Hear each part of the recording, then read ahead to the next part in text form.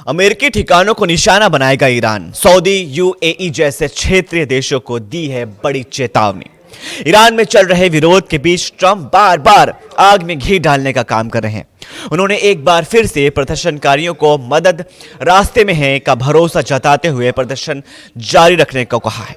वो ईरान पर अटैक के हिंट दे रहे हैं और सुप्रीम लीडर अली खामनेई पीछे नहीं हट रहे हैं। खामनेई के रक्षा मंत्री ने भी अटैक की वार्निंग भेजी है। ईरान ने कसम खाई है कि अगर अटैक हुआ तो मिडिल ईस्ट में अमेरिका के सारे मिलिट्री एयरबेस नस्ते नाबूद कर दिए जाएंगे।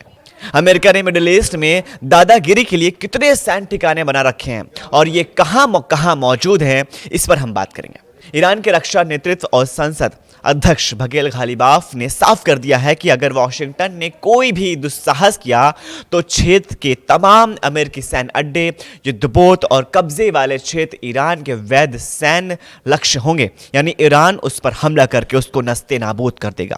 ईरान ने दो टूक कहा कि वो किसी भी आक्रामकता का जवाब पूरी ताकत से देगा और अपनी संप्रभुता को बचाने के लिए हर हमले का इंतजार नहीं करेगा, बल्कि खतरे के संकेत मिलते ही खुद कार्रवाई कर सकता है। तेहरान ने मिडिल ईस्ट में अमेरिका में सारे एयरबेस उड़ाने की धमकी दे डाली है।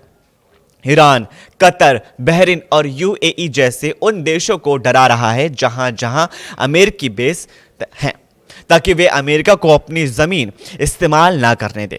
ईरान की मिसाइल रेंज में मिडिल ईस्ट के लगभग सारी अमेरिकी बेस आते हैं। मुख्य टारगेट क्या हो सकता है? अमेरिका का मिडिल ईस्ट में सबसे बड़ा एयरबेस है कतर। जी हां, इस एयरबेस का नाम है अल उदेद और यहां जून 2025 में ईरान मिसाइल दागा जा चुका है। इसके अलावा मिडिल ईस्ट मीडिया रिपोर्ट्स की माने तो अमेरिका ने कतर में एक नया एयर डिफेंस कोऑर्डिनेशन सेल भी खोल रखा है।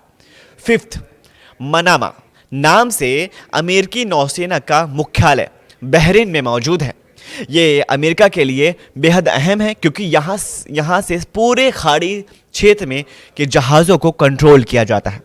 ईरान में भी अल असद नाम से अमेरिकी एयरबेस हैं। यहाँ पहले ही कई बार ईरानी मिसाइलें और ड्रोन हमले हो चुके हैं। यूएई में अल खरफरा नाम के सैन्य ठिकाने पर भी अमेरिकी फाइटर जेट्स तैनात रहते हैं। कुवैत में भी, अगर कुवैत की बात करें, कुवैत में कैंप अरिफजान अमेरिका का एयरबेस मौजूद है, जो हजारों अमेरिकी सैनिक का ठिकाना और लॉजिस्टिक हब है। ईरान 2000 से ज़्यादा भारी मिसाइलों से लैस है, जिसमें सेजील और खोराशाम शामिल हैं। ये स्टेथल मिसाइल राडार के अंधा करके अपना काम कर सकती हैं, यानी दुश्मनों को अंधा करके ये अपना काम सीधे तौर पर अपने मकसद पर, अपने लक्ष्य पर, अपने गोल एम पर सीधे वार कर सकती है। ईरान के शहेद ड्रोन जो बेहद घातक माने जाते हैं, ये झुंड में हमला करके एयर डिफेंस सिस्टम को फेल कर सकते हैं। इराक में शिया मिलिशिया, यमन में हुती, लेबनान में हिजबुल्लाह के जरिए ईरान एक साथ कई मोर्चों पर हमला शुरू करवा सकता है। कतर, बहरीन एयरबेस टारगेट करने के लिए ईरान शहाब 3, यानी हिंदी में बोलें या उर्दू में बोले शहाब मिसाइल दाग सकता है, जो 1300 यानी 1300 किलोमीटर से लेकर के 2000 किमी की दूरी तक मार कर सकती है। ईरान की ये सबसे भरोसेमंद मिसाइल परमाणु हथियार ले जाने में भी सक्षम है। ईरान इस समय दो तरफा खतरों का सामना कर रहा है। जहां एक और ईरान में 2 हफ्तों से बड़े पैमाने पर विरोध प्रदर्शन चल रहा है, तो दूसरी तरफ अमेरिका की तरफ से लगातार सैन्य कार्रवाई की धमकियां दी जा रही हैं। ऐसे में अमेरिकी हमले की बढ़ती संभावनाओं के बीच ईरान का एक बड़ा बयान सामने आया। ईरान ने सऊदी अरब, यूएई और तुर्की सहित कई क्षेत्रीय देशों को चेतावनी दी है। ईरान ने कहा है कि अगर अमेरिका हमला करेगा तो वह उसके इतिहास का सबसे खतरनाक इतिहास बन जाएगा। ईरान की ओर से दी गई हर चेतावनी में से एक बात तो स्पष्ट है, यानी साफ है कि ईरान चाहता है कि यह देश अमेरिका को ईरान पर हमला करने से रोके, यानी जहां पे अमेरिकी सैन्य ठिकाने मौजूद हैं, जैसे कि सऊदी अरब, यूएई, कतर, ये सारे देश मिलकर के अमेरिका को रोकें ताकि वो ईरान पर हमला ना कर सके, वो पीछे हट जाए। दूसरी ओर यह भी संदेश साफ है कि ईरान अमेरिका के हमले का जवाब देने के लिए पूरी तरह से तैयार खड़ा हुआ है और यह जवाब सिर्फ अमेरिका तक सीमित नहीं रहेगा बल्कि अमेरिका के ठिकानों पर भी होगा। बता दें कि ट्रंप के लगातार सैन्य हमले के संकेत के बीच ईरान की यह क्षेत्र में तनाव बढ़ा रही है, खासकर खाड़ी देशों में, मिडिल ईस्ट में। इसका बड़ा कारण है कि अमेरिका, सऊदी अरब, यूएई और तुर्की के लिए यह सुरक्षा और कूटनीतिक का चुनौतीपूर्ण मामला बन सकता है। ऐसे में ईरान की बड़ी चेतावनी रखरखाव के लिए है। दूसरी ओर यह संकेत देती है कि किसी भी हमले का तत्काल और गंभीर जवाब ईरान की ओर से दिया जा सकता है।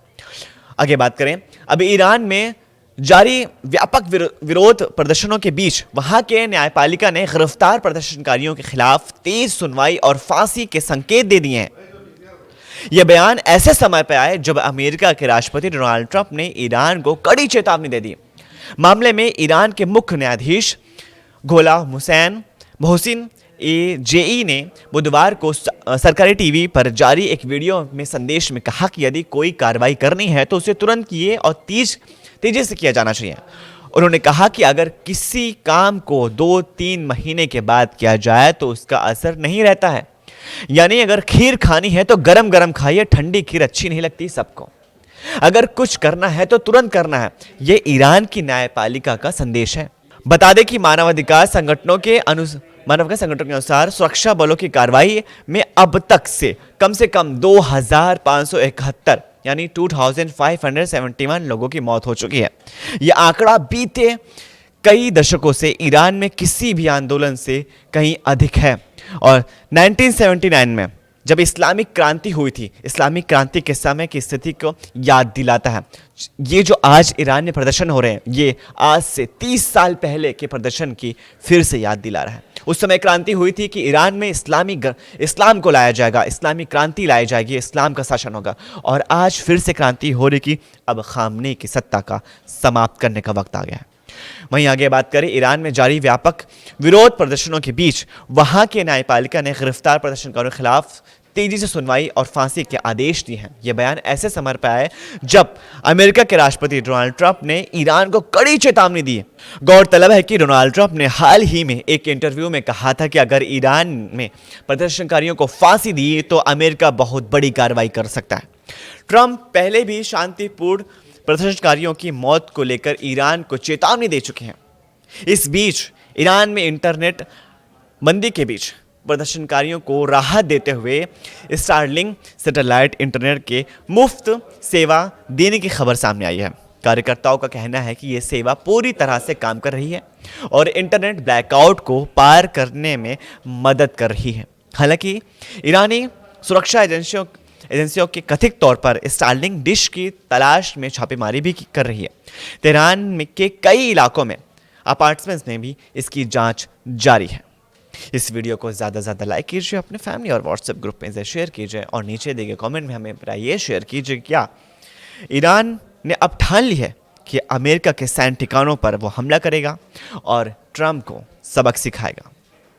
हम फिर मिलेंगे एक नई खबर के साथ, तब तक के लिए शुक्रिया।